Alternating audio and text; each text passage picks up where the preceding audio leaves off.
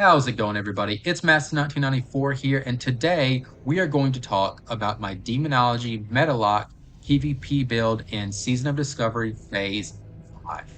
This build excels at group PvP situations, partly because of its defensives, right? It has Metalock armor, it has some other passives and some self heals that we'll talk about, but also, and maybe most importantly, because of how much sustained damage this build can bring.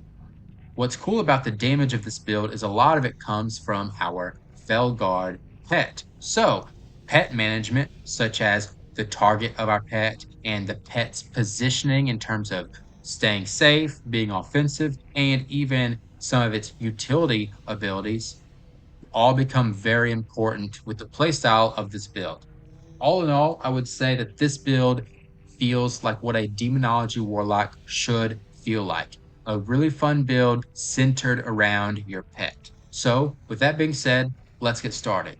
As always, there is a table of contents in the description below, so feel free to use that to find exactly what you want to see.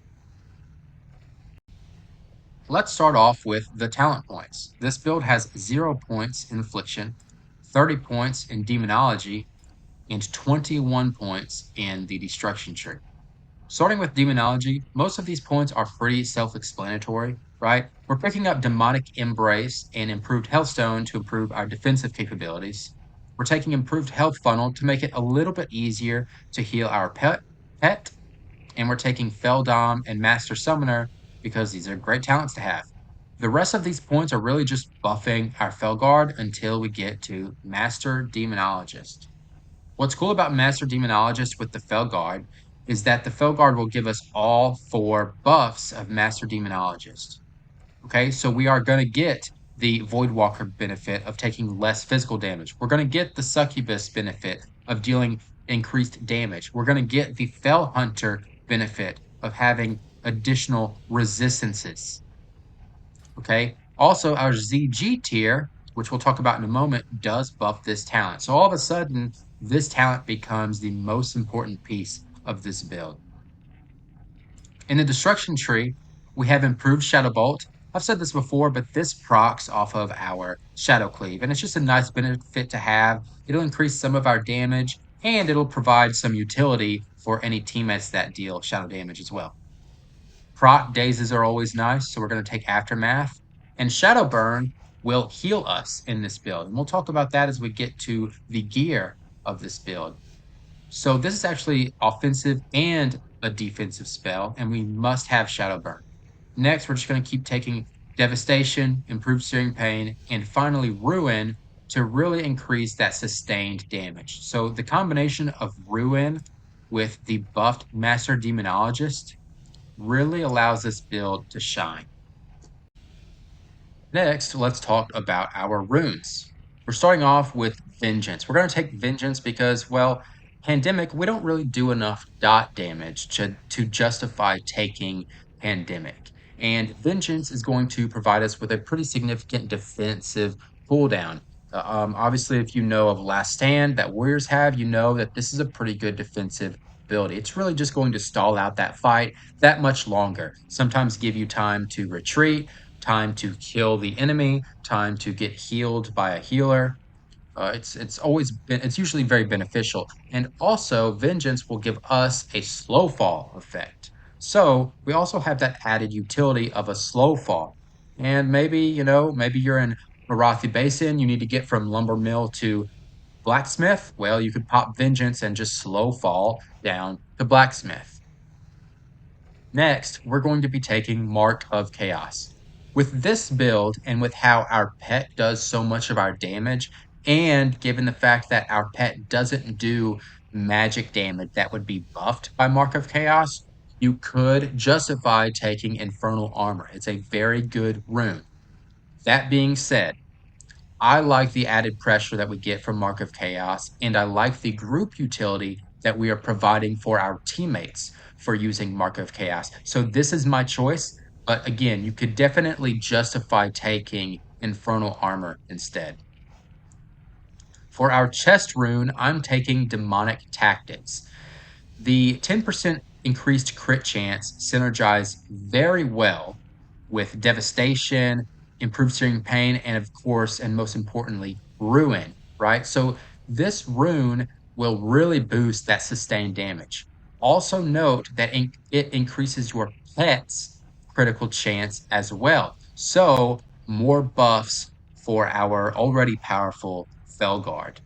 Speaking of our Felguard, our next rune is of course Summon Felguard. Now, the Felguard is it's a pretty monstrous pet, right? Not only does it do decent damage, it also has stun and intercept stun, so we have additional utility. It provides us with all four Master Demonologist buffs, which, by the way, it receives as well. So our pet has, right, the same resistances. It's doing a pretty good amount of damage. It's going to take less physical damage. Also, the talent points that we're taking, such as Unholy Power, Fel Stamina, these are improving and buffing our Felguard as well. So all in all, a very important piece of the build. Next, of course, I'm always running Metamorphosis, and we'll talk more about the pros and cons of Metamorphosis in a little bit. These next few runes really just synergistic runes with the Felguard, right? So Grimmer of Synergy, very important. It's going to give us proc chances for me and my pet to give each other 10% more damage done. Pretty great rune for this build, and we're going to be taking Demonic. Now, as of phase 5, Demonic Pact will increase all of our damage, our fire and shadow damage by 10%. And that's just passive benefit, okay? It doesn't even matter if our pet's alive or not or whatever. We're always going to have that extra 10% damage done. And then, of course, we still have the raid-wide buff providing shadow spell power to our raid members. So some additional group utility here. And then lastly, you could run Demonic Knowledge, but this is a pretty small amount of spell power. So I've started using Dance of the Wicked. Now, the mana is pretty small. You're not going to get a ton of mana from this rune, but I mean, it's fine, it's helpful. But we're going to give ourselves and our pet an additional 15 or 16% dodge chance pretty much all the time, right? And so the reason I took up this rune really was to make ourselves and most importantly our pet just a little bit more tanky with that dodge chance. Regarding our ring runes, we're going to take defense specialization because Shadow Cleave gives us spell power based on our defense. And we're also taking meditation specialization just because these runes, we're already hit capped for PvP purposes. So fire and shadow specialization provide us with no real benefit. So we're just defaulting to meditation specialization. Next, let's talk about the pros and cons of metamorphosis. And firstly, you'll notice that we are going to deal 15% less damage. And, maybe it's justified with, the additional armor and other benefits, but it is what it is. It sucks. We can't get around it. But I will say that this does not affect our pet's damage. So in a build like this, where so much of our damage is being dealt by our Felguard pet, we can kind of mitigate this downside a little bit. Also, in Metamorphosis, we can't fear, right? Our fear turns into a taunt. So the only way to access fear is to get out of Metaform, cast fear for 200 mana, and then get back into Metamorphosis for another 1400 mana. So it's very mana intensive. However, with our new BWL tier that we'll talk about in a moment, mana becomes much easier. So you will find times where you can fear and you should fear.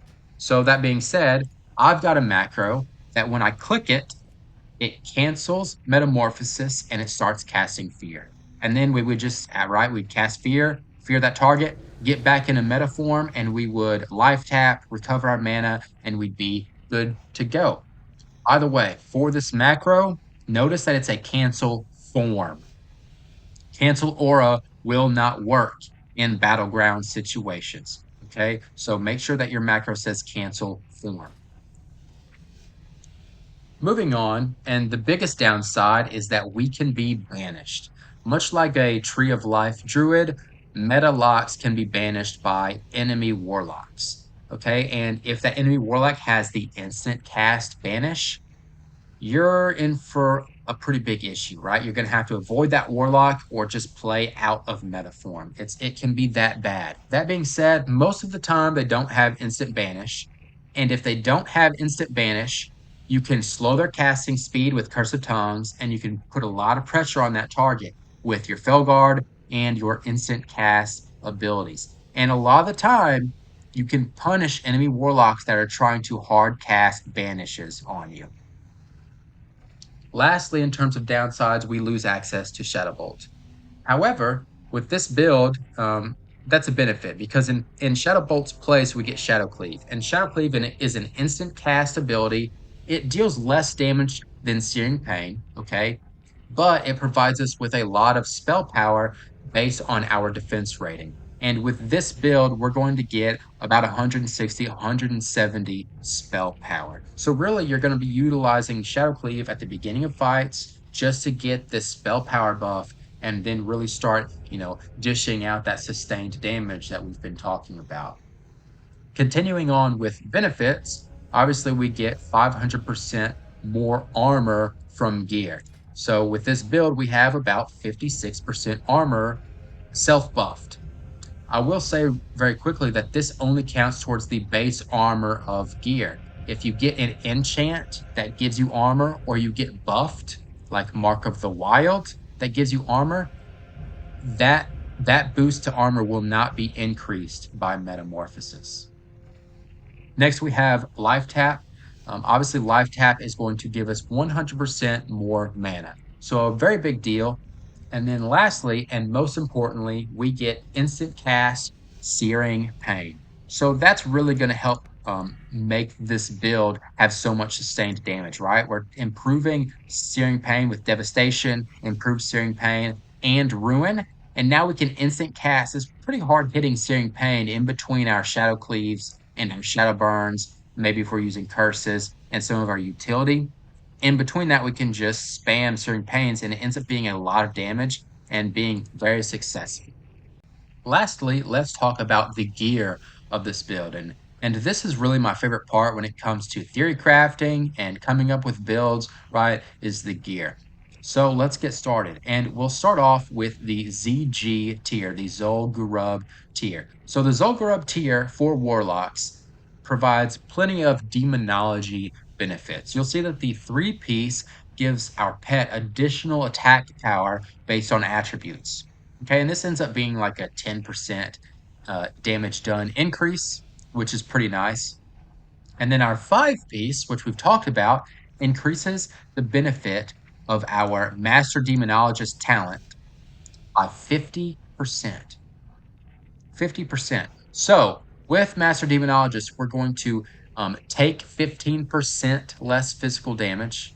We're going to deal 15% more damage. And we're going to have 90 resistance in all schools of magic. Okay. And again, those benefits are added to our Felguard as well. So pretty important. Also, our neck has an equip bonus that reduces the Felguard's cleave cooldown by 2 seconds. So now it can use cleave every 4 seconds instead of every 6. And our trinket is a burst trinket that increases our crit chance by 10%, which again is very synergistic with the rest of this build. And it also increases our pet's attack speed 50% for the duration. So this ends up being a very significant burst, a very significant boost to our damage for this duration. And it's one of the things that really makes this build fun and really work. Next, let's talk about the BWL tier. So the new tank BWL tier.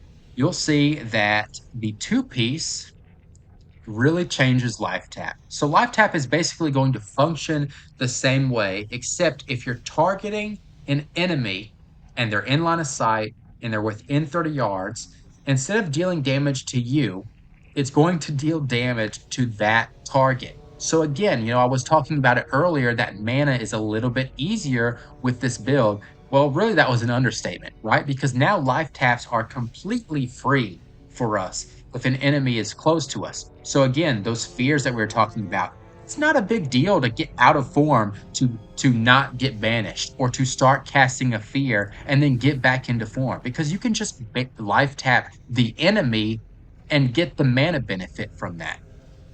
I'll also note that the mana that you get from Life Tap is totally independent from the damage you deal. Okay, so even if you hit a target that is immune to damage, like a paladin that has bubbled or a mage that has ice blocked, as long as you have a target to hit and it hits that target in some way, whether it's a resist or it shows up as immune or whatever, it's still going to give you the full mana of the life tap. Okay, so if Paladin bubbles, a lot of times the first thing I'm doing is life tapping them just so I have all my mana back by the time they get out of that bubble. Super beneficial tier bonus, and honestly, it could be useful in pretty much any build whatsoever. Not even just PvP. I feel like this could be beneficial in all of these kinds of builds. But anyway, the four piece really is one of the pieces that makes this build shine as well. And I mentioned this briefly when we were talking about our talents, but let's go over it. So while you're in Metamorphosis, all of your offensive abilities and your pet summons cost no soul shards. And the most important thing here is Shadowburn doesn't cost a soul shard. But let's keep reading. Also, when you deal damage with Shadowburn, you heal for 15% of your maximum health. Okay, so now we have a consistent heal tagged to our most bursty ability. Okay, Shadowburn has a 15-second cooldown. So every 15 seconds, you're going to self heal for 15% of your health. Now you have a consistent heal that isn't master channeling. So again, we could use demonic tactics. We can use demonic tactics that's going to increase our sustained damage by so much because we don't need master channeler necessarily because we have a new avenue to self heal. Isn't that awesome? And after that, guys, we're really just using a combination of PvP, tanky, and DPS pieces of gear, such as Storm Wraith. Um, right? So you can see here I've got an off-piece belt that deals damage as well. So your off-pieces should just be a mix of whatever you like in terms of tankiness, PvP pieces, and DPS pieces. Before we close, let's continue with a too long didn't read or a summary version of the guide. So here are our Demonology talents. And here are our destruction talents, the most important of which are Master Demonologist, which we get all four buffs of when we have a Felguard out. Shadowburn, which provides us with a significant self-heal in this build. And Ruin, which provides us with a lot more sustained damage. In terms of runes, we're picking up Vengeance for the defensive cooldown. We are picking up Mark of Chaos for the additional sustain and group utility. We're picking up Demonic Tactics for the additional sustained damage. And again, our Shadow Burn provides us with a self-heal, so we don't necessarily need Master Channeling. Obviously, we are going to be picking up Felguard and Metamorphosis. And the remaining runes really just synergize well with Felguard. So we have Grimmer of Synergy. We have Demonic Pact, which as of phase 5 provides us with a passive additional 10% damage done with fire and shadow spells. And for our last rune, we're taking Dance of the Wicked, mostly because it provides us and our pet with a essentially passive 15% increased chance to dodge. In terms of our ring runes, we're picking up defensive specialization and meditation specialization because our gear provides us with enough hit so we are already hit capped for PvP purposes. Speaking of the gear, we are using the ZG 5 piece, which most importantly provides us with a new trinket burst cooldown and 50% additional benefit from our Master Demonologist buffs. That, of course, benefit our Felguard as well. We're also utilizing the new BWL tank tier, the 2-piece of which improves life tap to now damage enemies instead of ourselves, and the 4-piece of which makes our pet summons and offensive abilities cost no soul shards. The 4-piece also causes Shadow Burn to heal us for 15% of our health every time we do damage with it. So again, a new avenue to self-heal. You no longer need Master Channeler necessarily. The rest of these pieces are just DPS, tank, and PvP pieces. I'm going to go ahead and close here. If you're interested, I have been posting shorts of Meta-Lock PvP clips. As always, thank you all for watching, and I'll see you next time.